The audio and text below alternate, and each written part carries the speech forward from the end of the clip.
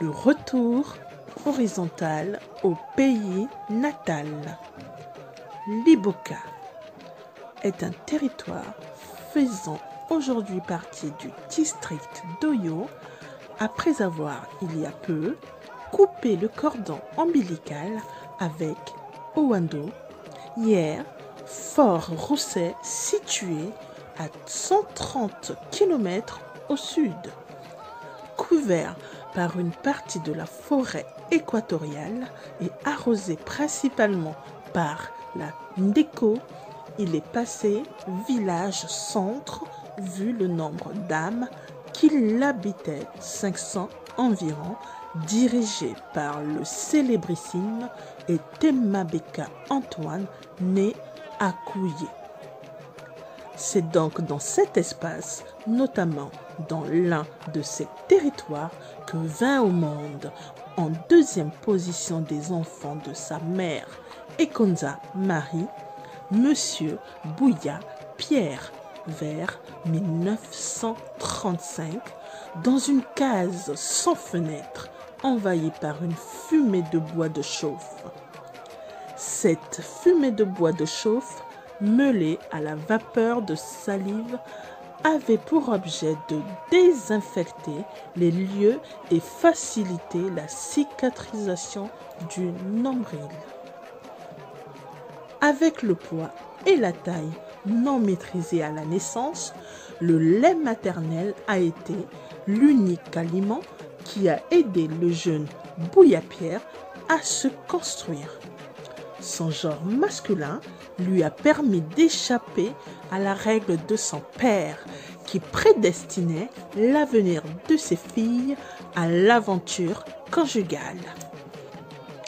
Ainsi, il entama ses études primaires à Bokwele, où nombre de ses tantes maternelles étaient mariées, et ce, malgré la présence d'une école primaire officielle plus proche de son village à Rosso, baptisé Adevos par Boyenge Sévérin, le Ndombi, tel que l'appelaient affectueusement les siens, c'est-à-dire le secrétaire.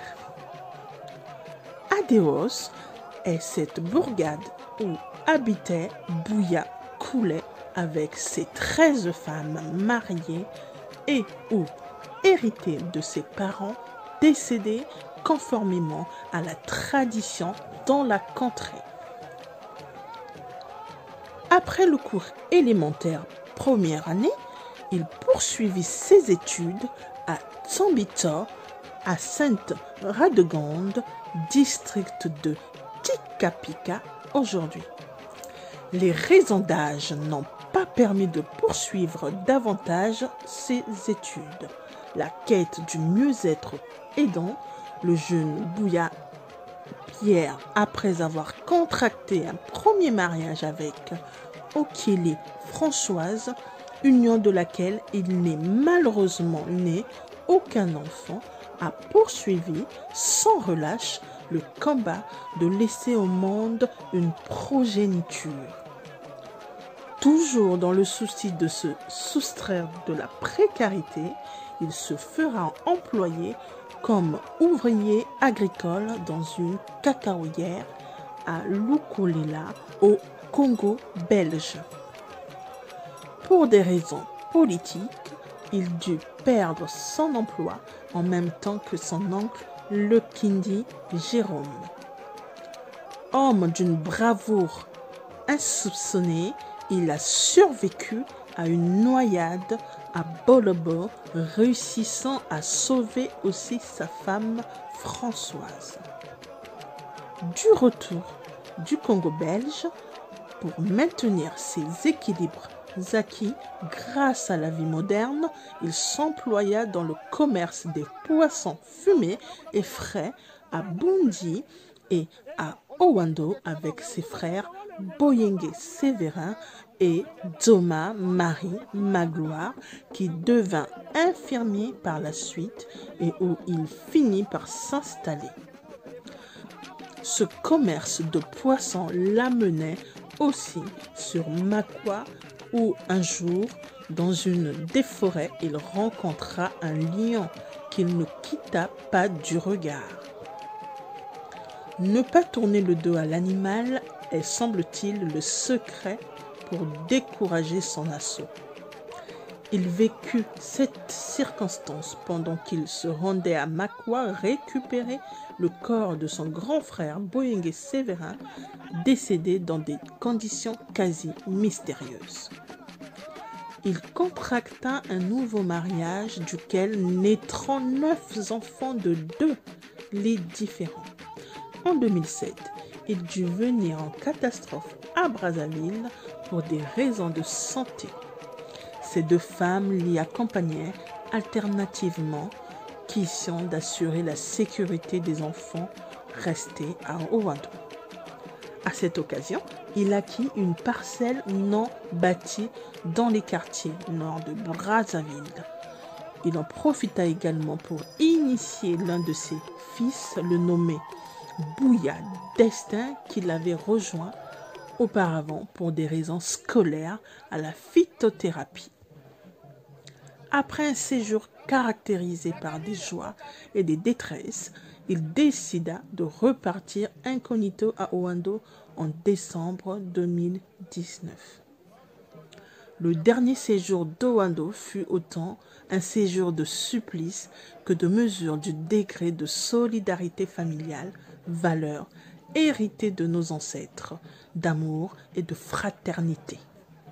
Cet élan de solidarité fut vécu partout, autant dans le pays qu'à l'extérieur. Qu'aurais-je pu faire sans cette solidarité, tenant compte aussi bien de mes capacités physiques que financières? Mais la mort a eu raison de nos efforts collectifs consentis le 1er janvier 2021, quand un coup de fil lourd d'émotions a retenti dans mes oreilles, annonçant la catastrophe survenue à 19 heures. Ce décès serait survenu seul à la maison, les 2 femmes s'étant momentanément déplacées pour des motifs non forcément injustifiés. Selon ses épouses, le défunt aurait laissé un testament au terme duquel sa veillée devrait se dérouler dans sa parcelle et son enterrement à Liboka. Tous ces prescrits ont été observés grâce à l'unité et la solidarité familiale. Dans une mobilisation générale, un convoi de 6 véhicules au moins s'est déferlé à Liboka, où une foule compacte, écrasée par le choc, attendait le corps. Déchirant le ciel silencieux à la fois par le son des tam-tams, les pleurs et les cris divers que tentaient de noyer le silence épais des hommes consternés, atterrés, catastrophés. Conformément à la tradition, un enfant de chaque lit a été élevé au grade de tuere, ou juge traditionnel, leur père ayant été un. Au moment où le grand ferme sa parenthèse, il nous laisse de grandes charges, dont 2 veuves, des enfants malades et un disparu la veille de son extinction. Ces situations d'enfants malades font l'objet de plusieurs spéculations propres à notre culture, où les causes de toute pathologie sont avant tout humaines. C'est un grand dossier qu'il nous laisse, chacun tirant la couverture de son côté. Au moment où je dois clore ce document, je voudrais tirer quelques enseignements. Premièrement, aussi grands que nous fûmes, nous ne valons rien quand nous avons expiré. Deuxièmement, le respect de notre testament n'a de valeur que si les vivants responsables de vos funérailles ont bien les pieds dans les bottes. Troisièmement, sachant enfouir notre moi dans le moi collectif. Quatrièmement, semant l'amour partout où nous passons et soyons une cause de fertilité pour toute culture. la mort étant un dissolvant par excellence, devait, à mon avis, effacer ou atténuer l'effet des contentieux du défunt. Or, aujourd'hui, la mort est devenue un fonds de commerce pour les différentes communautés auxquelles appartenait le défunt. Elle multiplie les interdits dont la violation est frappée d'une amende exorbitante, telle que pleurer inopportunément un mort, surtout quand ce dernier appartenait à une certaine notabilité. Ce sont sans doute des lois imposées par la tradition, mais qui méritent d'être aménagées. Enfin, je ne peux terminer ce texte sans remercier au nom des familles Bouyakoul et Temabeka de tout mon cœur, tous ceux qui, de loin ou de près, ont investi de leur énergie physique, matérielle, morale et ou financière dans cette dure épreuve.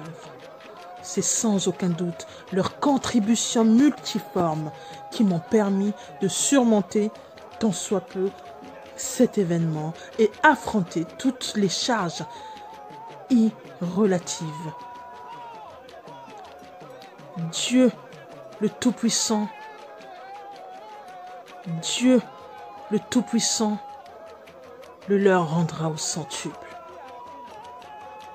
Merci, merci pour votre soutien et merci pour tout. Merci pour le souffle de vie. Repose en paix, cher grand frère. Vraiment, Ibea Obuya.